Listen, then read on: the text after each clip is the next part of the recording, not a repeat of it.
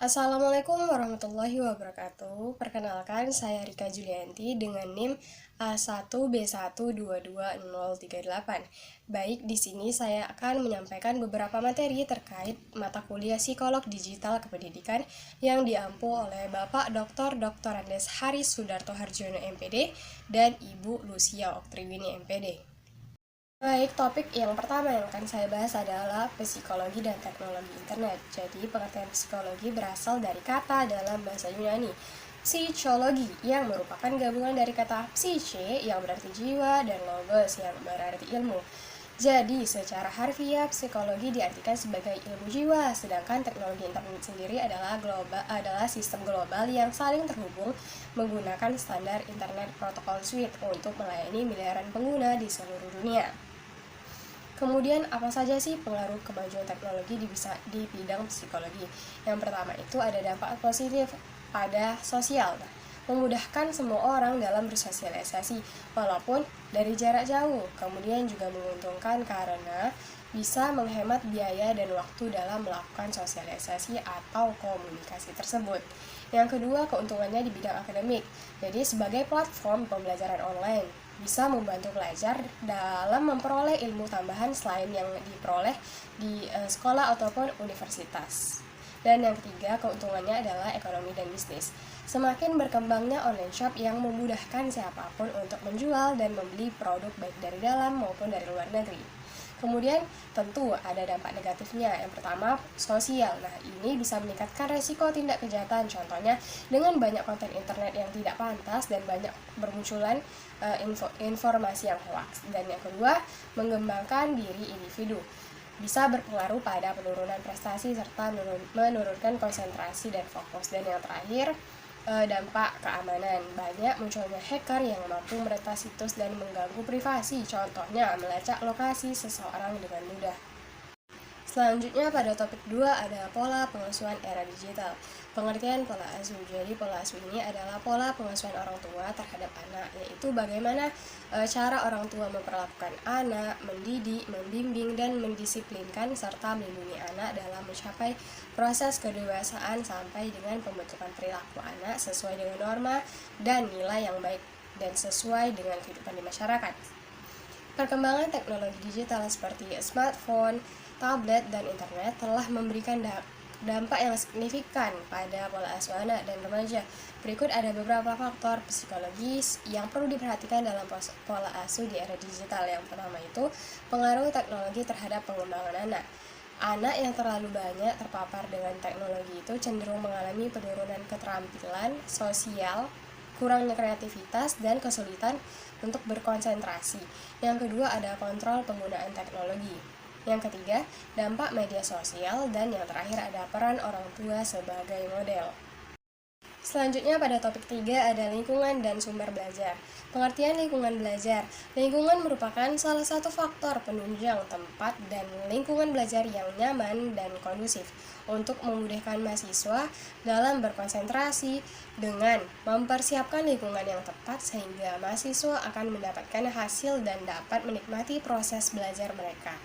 Kemudian ada pengertian sumber belajar digital. Jadi sumber belajar digital ini merupakan alat baru yang digunakan dalam pembelajaran serta dibangun di atas pemahaman mereka. Dalam pembelajaran itu biasanya peserta didik menggunakannya untuk menyelesaikan tugas-tugas yang diberikan oleh guru.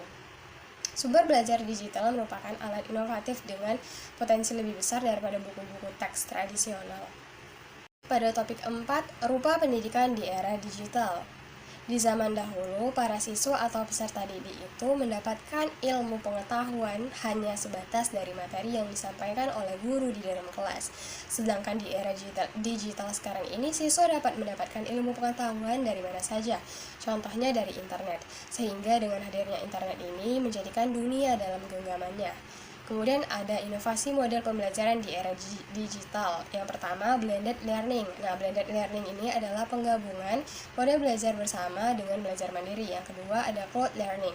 Cloud learning adalah pemanfaatan teknologi komputer berbasis internet untuk memperluas akses pembelajaran. Dan yang terakhir ada hybrid learning. Hybrid learning ini adalah penggabungan cara penyampaian materi daring dan tatap muka dalam satu pertemuan. Topik 5, Fenomena digitalisasi dalam pendidikan. Fenomena digitalisasi dalam pendidikan ini mengacu pada penggunaan teknologi digital untuk meningkatkan proses pembelajaran dan pengajaran. Perkembangan digital telah mengubah cara kita mengakses, mengolah, dan berbagi informasi termasuk di dalam lingkungan pendidikan.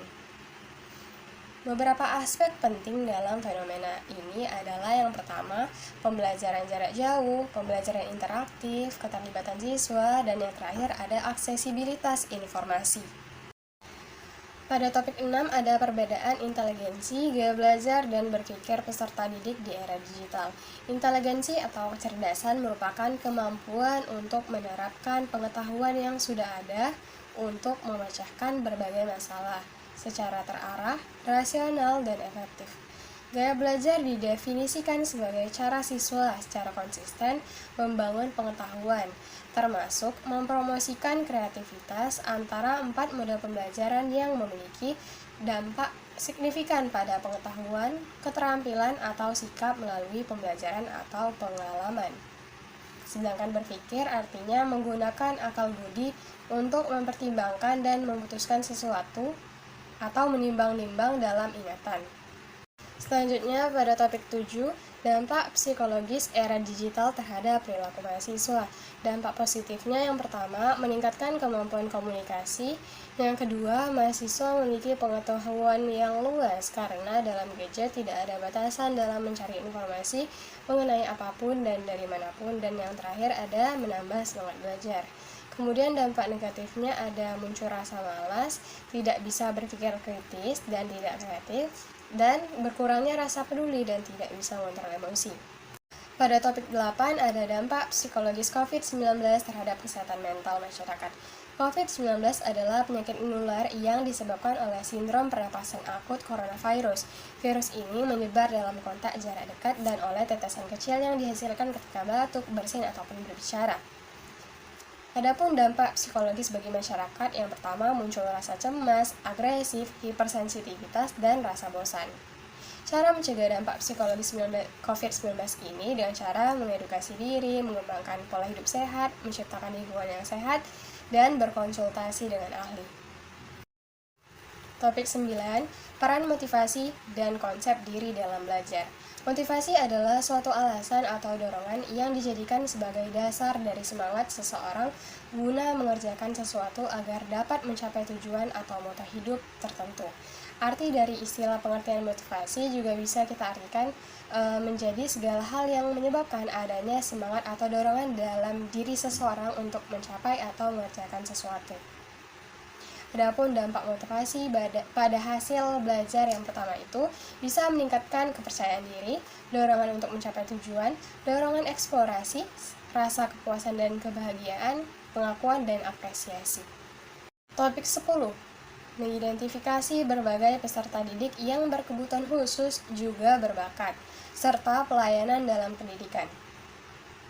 Jenis-jenis gangguan bagi peserta didik yang berkebutuhan khusus.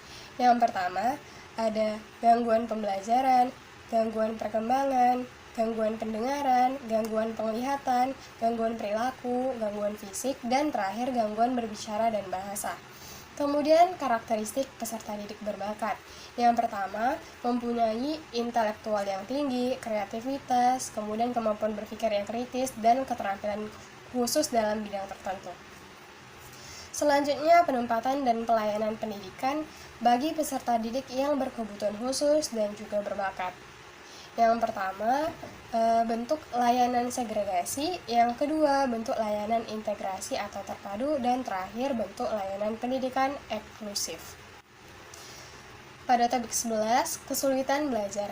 Kesulitan belajar merupakan suatu kondisi siswa di mana proses belajar ditandai dengan adanya hambatan-hambatan dalam mencapai hasil belajar.